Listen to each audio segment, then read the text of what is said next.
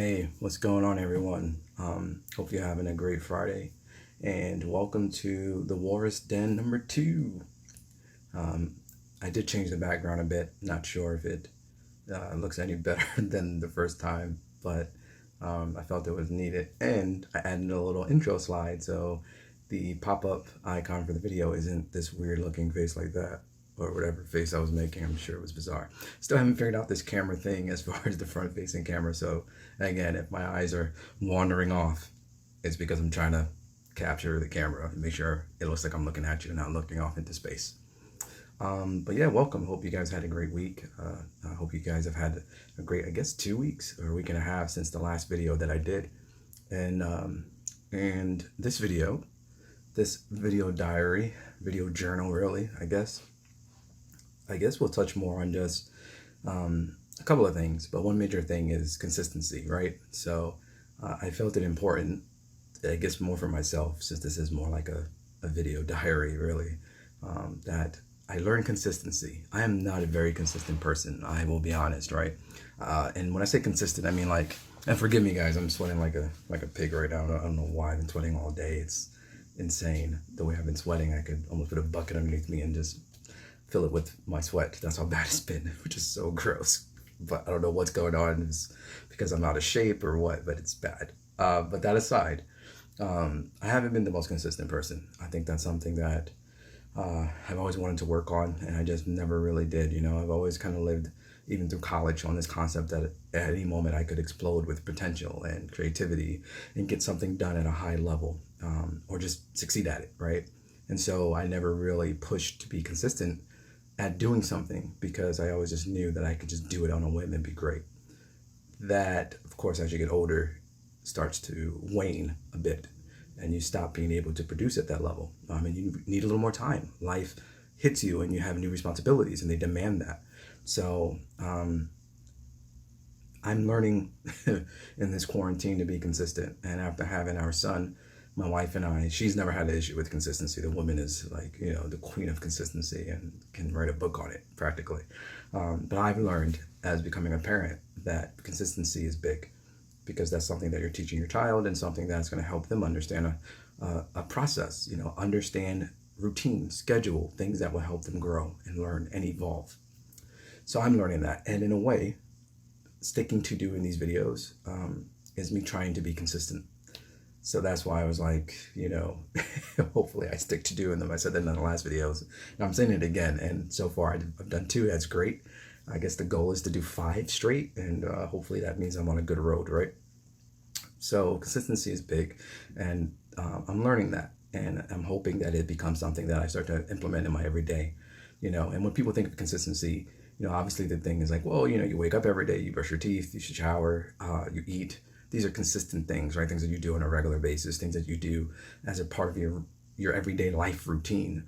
But I don't really see those as examples of consistency, because they don't require much attention, right? You don't need to focus to take a bath, or focus to eat food, or focus to make sure that you get sleep, or focus to walk or breathe. Like, these are things that you've kind of are trained to do. And let's say the less automatic things, right? Like breathing, which is like something that your body just is going to naturally do. But let's say sleeping, right? You know that you need to sleep, so you try to be consistent in getting a good amount of sleep, right? That's just natural.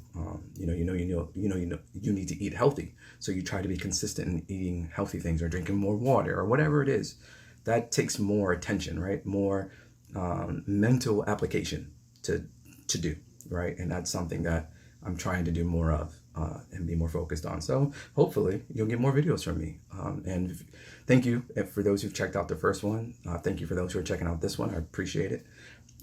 Like I said, it's more like a diary, so I might not be as well spoken as I normally am, and I might just blabber a bit. And if I do, call me on it. It's cool. And I'm hoping that as time goes, I'll talk about some more cool things, or things that are more relevant to everyone, that are not just these privatized ideas. And sorry, I was looking down at the timer the whole time I was talking, so my eyes might have looked off away from the camera.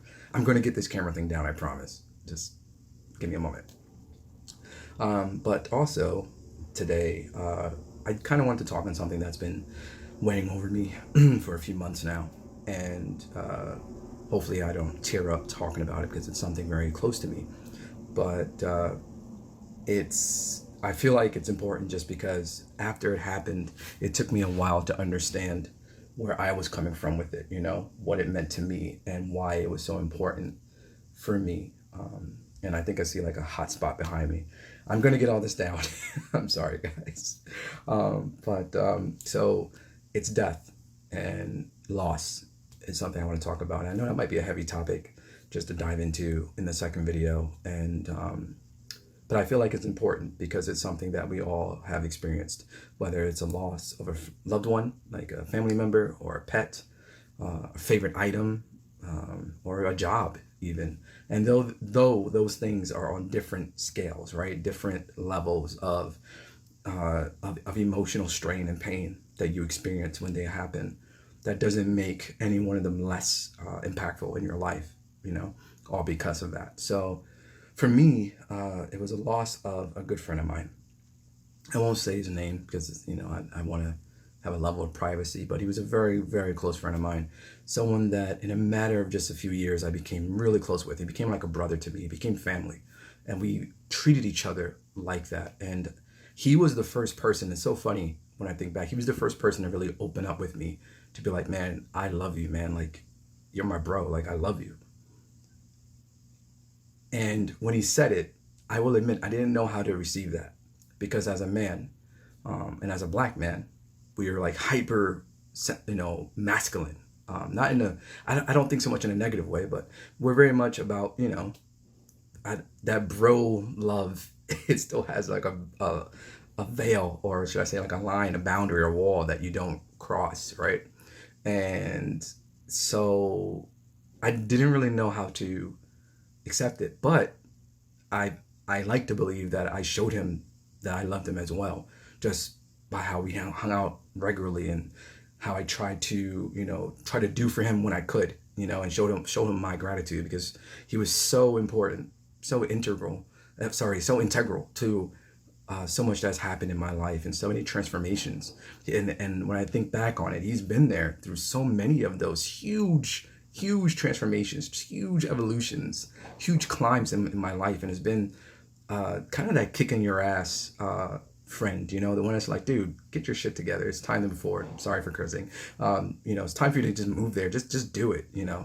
You're over here complaining and feeling the weight of the fear of the situation, but you're not looking at the beauty of the situation and how ready you actually are, and how you can be ready and be prepared. And I was just part of that natural evolution of your life. And he so wanted to be part of that with me, to the point where even when, my wife and I were planning to move internationally, it was like, man, you're coming with us, you're going to come visit, and we're going to get you a woman out there and get you settled. And we would joke about that.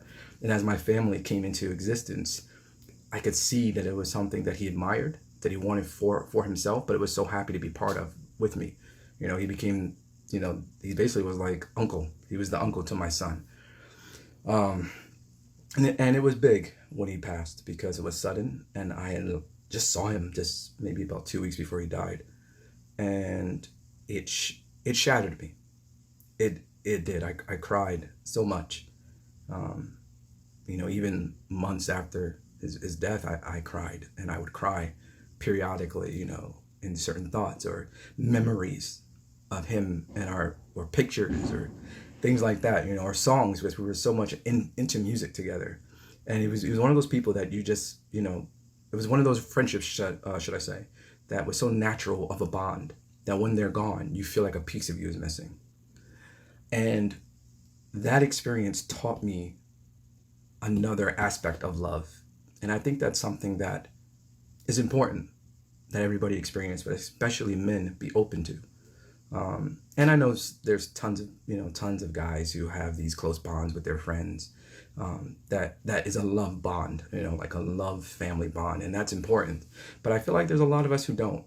And it took the loss of my friend to be able to acknowledge that within me and be open to what that was, to be like, yes, that's my boy. And I started eventually telling him, I love you, man. You got to take care of yourself, or I love you, man. Like, I look out for you, whenever, come hang out, you got a spot here. And I was glad that I was able to do that. And I just wish I had done it sooner. So that, and though he knew, and though that person in your life may know, it's important that you tell them. And it just was such a shattering loss because we were so close, and he was that confidant, that person that you can talk to, that friend that you have, that you feel so safe with, that you can share anything with and know there's no judgment. And he felt the same for me. And when you have a friend like that, that is an important friendship and should be cherished and valued. And your significant others, your partners, your family members should understand that bond, because it's such a major bond to have. And I think oftentimes we get lost, and we think that to experience a bond like that, you have to be dating someone, or they have to be family. But it can be a friend. Remember that the Bible even says a friend can stick closer than a brother. The Bible even says that, as a recognition that bonds are bonds, and they are to be valued and cherished and fed healthily. And that's something that I learned in our friendship. And it was such a major blow, but I also learned a lot. I learned what grief was, because I had never been through grief before. And wow, that shit is heavy.